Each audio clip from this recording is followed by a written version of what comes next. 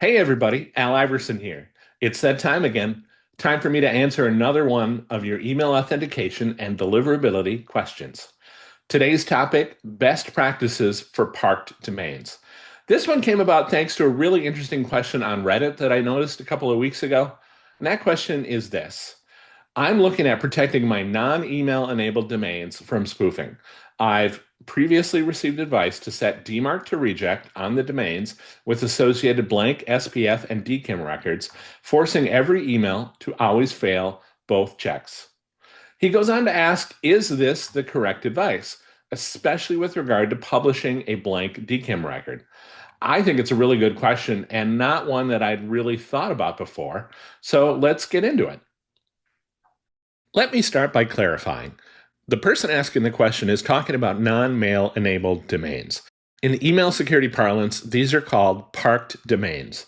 A parked domain is a registered domain name that isn't actively linked to a website or email service, typically reserved for future use, used for brand protection, or some other purpose. It exists, you own it, but it's not particularly active. But it can be spoofed. So it is important to protect that domain against phishing and spoofing proactively. The fact that you're not using it for sending email doesn't keep others away from finding it or using it for their own spoofed emails to their own nefarious ends.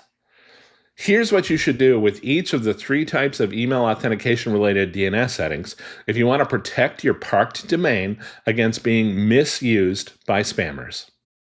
For SPF, Sender Policy Framework, create a text record in DNS for the top level or the apex or organizational level of your domain that contains nothing but this, v equals SPF1 dash all.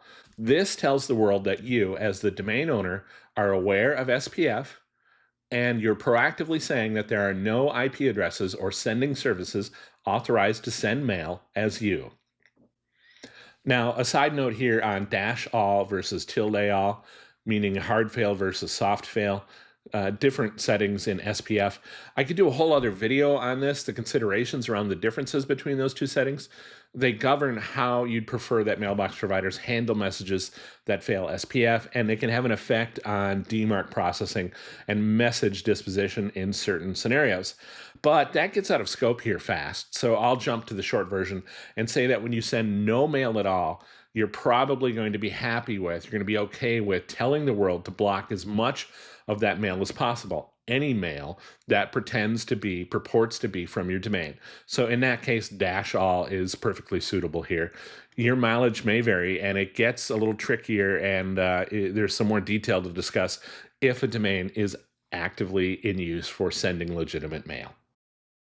For DKIM, domain keys identified mail. Now, getting directly to the point of the Redditor's question, do you need to publish anything in DNS for DKIM when you send no mail?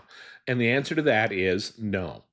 Unlike SPF, where you publish a DNS record for the domain proactively as a sort of breadcrumb to facilitate finding information about allowed sending services, DKIM has this concept of a selector, a setting that the receiving mailbox provider needs to have in hand when examining the cryptographic signature associated with a DKIM authenticated email message.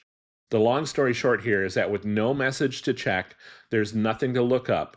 And with forged messages, if a bad guy fakes a DKIM signature pointing at your domain, the selector won't be found in your DNS, so it'll fail any authentication checks.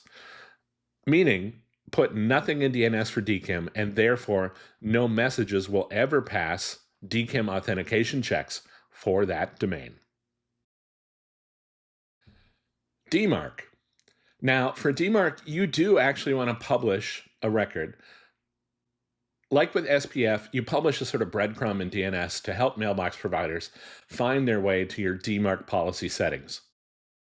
You could publish something as simple as v equals DMARC1, p equals reject, and that combined with no DKIM records in DNS, combined with the we send no mail SPF record published for that domain, all works together to tell the world that any email supposedly coming from your domain is fake, is garbage, and should be treated accordingly. Now, you could and maybe should get a little fancier with that DMARC record.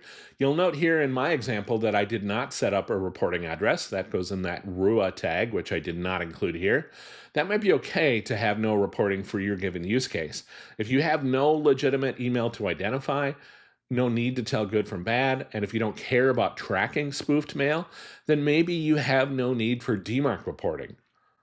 But if you want to see whether or not people are spoofing your domain, or if you have plans to use the domain for email in the future, or if you're using it for some legitimate email purposes now, then you really ought to have DMARC reporting. Why not go sign up for ValaMail Monitor, our completely free DMARC reporting service, so that you can actually see what email out in the world, good or bad, is using your email domain. And if you did that, that'd make your DMARC record look something like this. That RUA tag is how you specify where DMARC reports should go for a given domain. And in this case here, you can see it points at our ValaMail reporting domain. You can sign up for the free ValaMail Monitor at the link here or below. Or if you need more comprehensive help with DMARC, you might even want to request a demo of ValaMail Enforce. And if you want to learn more about Park Domain best practices, here's where to go next. MOG, the Messaging, Malware, and Mobile Anti-Abuse Working Group, publishes a guide, Protecting Park Domains Best Common Practices. It's worth a read if you like geeking out about these kind of email things, and it goes into far more depth than I've touched on here. You can find a link here and below. All right, that's everything I've got for you today. Thanks so much for watching. Drop me an email with any questions or feedback. And don't forget to visit our website at valamail.com when you're ready to embark upon your DMARC journey.